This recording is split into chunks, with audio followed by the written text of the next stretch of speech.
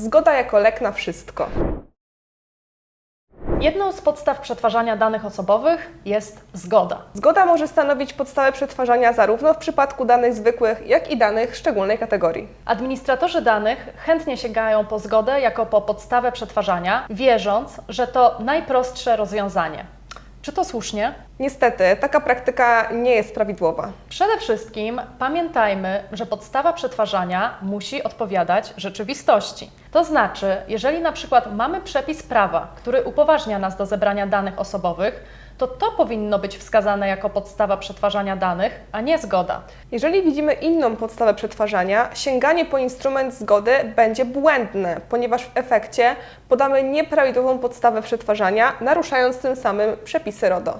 Zapamiętajmy więc, że w przypadku, gdy inna podstawa przetwarzania jest adekwatna, to nie sięgamy po instrument zgody. Będzie to niepoprawne i sprzeczne z zasadą przejrzystości przetwarzania, będącą podstawą RODO. Ponadto zgoda nie jest wcale takim dobrym rozwiązaniem nawet z punktu widzenia administratora.